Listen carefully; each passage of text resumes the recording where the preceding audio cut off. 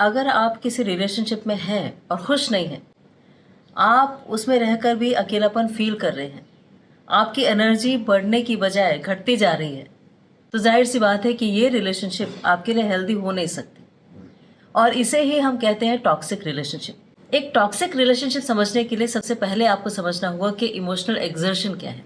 जानते हैं, साइकोलॉजी कहती है कि हेल्दी रिलेशनशिप हमारी एनर्जी को क्रिएट करती है, जबकि टॉक्सिक रिलेशनशिप हमारी एनर्जी कंज्यूम कर लेती है, यानी खा जाती है। तो अगर आप कॉन्स्टेंटली ओवर थिंक करते हैं, अगर आप बार बार एक्सप्लेन करते करते थक जाते हैं, या आप अपनी फीलिंग्स को पूरी तरह से एक्सप्रेस ही नहीं कर पा रहे, तो ये रिलेशनशिप एक कनेक्शन नहीं है, बल्कि एक इमोशनल लेबर है। दूसरा टेस्ट है वॉकिंग ऑन एगशेल्स। इसके लिए आप अपने आप से पूछिए कि क्या आपको ये लगता है कि हर वक्त आपको अपने शब्दों को बहुत केयरफुली कहना पड़ता है। जैसे ये बोलेंगे तो वो गुस्सा हो जाएंगे, वो करूँगी तो ये ड्रामा हो जाएगा।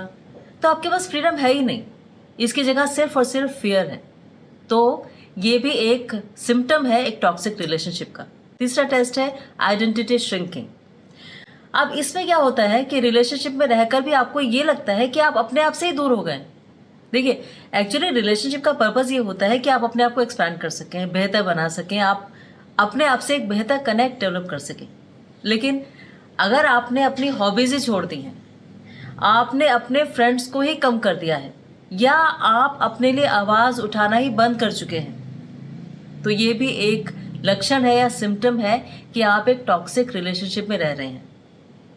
क्योंकि इससे क्या होता है कि धीरे धीरे आपकी जो सेल्फ आइडेंटिटी है ना, यानी आपका जो ऑथेंटिक सेल्फ है, वो श्रिंक होने लगता है, और ये आपके लिए एक बहुत बड़ा लॉस है। चौथा जो टेस्ट है वो है कॉन्स्टेंट गिल्ट लूप। देखिए, टॉक्सिक रिलेशनशिप में एक पैटर्न होता है कि हर प्रॉब्लम का ब्लेम घूम फिर कर आपके ऊपर आ जाता है, और धीरे धीरे आपको भी लगने लगता है कि शायद मेरी ही गलती है। आपके सेल्फ डाउट्स बढ़ने लगते हैं, आप लोगों से अपने लिए पूछने लगते हैं, और धीरे धीरे लोगों पर आपकी इमोशनल डिपेंडेंसी बढ़ने लगती है। और पांचवा है अटैचमेंट वर्सेस रिस्पेक्ट। कई बार हम किसी इंसान के साथ सिर्फ इसीलिए रह रहे होते हैं क्योंकि उसके बिना हम रह ही नहीं सकते, हमें उसकी आदत हो जाती है। लेकिन अगर इसे रिस्पेक्ट के नज़रिए से देखा जाए तो हम रह तो रहे होते हैं, लेकिन अपने आप से ये कहते हैं कि इस इंसान के साथ रहना मेरी चॉइस है, मजबूरी नहीं। तो अगर ये 5 फिंगर टेस्ट आप करते हैं तो इससे आप अपने रिलेशनशिप को समझ सकते हैं कि वो हेल्दी है या टॉक्सिक है। अब इसके 2 सॉल्यूशंस हैं कि या तो आप स्ट्रांग होकर उस रिलेशनशिप से बाहर निकल जाइए, जो कई बार पॉसिबल नहीं हो पाता, बल्कि 90% केसेस में होता ही नहीं है, क्योंकि फैमिली कंस्ट्रेंट्स होते हैं, फाइनेंशियल रीजंस होते हैं, सोशल प्रेशर होते हैं, कई बार बच्चों की वजह से आप नहीं जा पाते। तो उसमें रहकर भी तो आप अपने आप को स्ट्रांग बना सकते हैं। अब स्ट्रांग होने का मतलब क्या हुआ? स्ट्रांग होने का मतलब हुआ 3 चीज़ें कि पहला, आप अपने लिए क्लियर बाउंड्री सेट कर लीजिए, और ये बाउंड्री सेट करना कोई ईगो नहीं है, बल्कि सेल्फ रिस्पेक्ट का ही पार्ट है।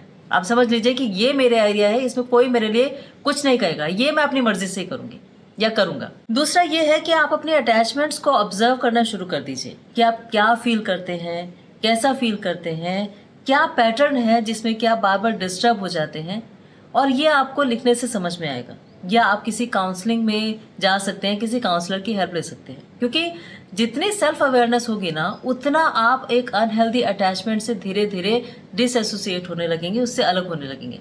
और तीसरा, अपने आप का जो कनेक्शन है, यानी आपका जो सेल्फ कनेक्शन है, उसे वापस रीबिल्ड कीजिए। रीबिल्ड करने का मतलब है कि आप अपने लिए थोड़ा सा टाइम हर रोज निकालिए।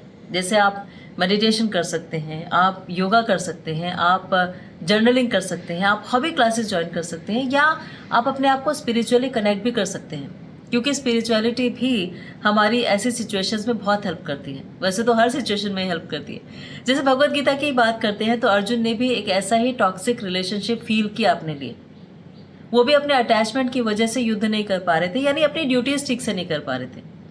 तो भगवान कृष्ण ने 2nd चैप्टर के 62 और 63 श्लोक में अर्जुन से कहा, ध्यायते विषया पुंसा संगस्तेषु पजायते संगत संजयते कामा कामत क्रोधो अभिजायते क्रोधात् भवति सम्मोहः सम्मोहात् स्मृति विभ्रमः स्मृति भ्रंशात् बुद्धिनाशो बुद्धिनाशात् प्रणश्यति।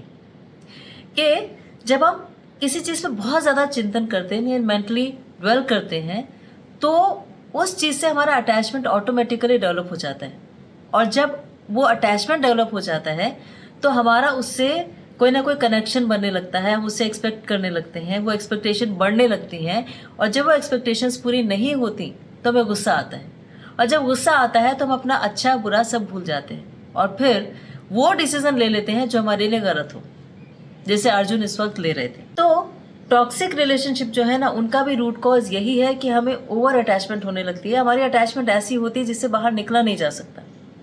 तो जैसे अर्जुन को भगवान कृष्ण ने कहा कि डिटैच होना सीखो, इसी से तुम्हें मेंटल पीस मिलेगी, ऐसे ही आप भी डिटैच होंगे तो आपको अपने लिए स्पेस मिलेगा। जैसे आपने कमल के फूल को देखा है, वो पानी में रहता है लेकिन पानी में रहकर भी पानी से डिटैच्ड है। यानी डिटैचमेंट एक सॉल्यूशन हो सकता है टॉक्सिक रिलेशनशिप से बाहर निकलने का।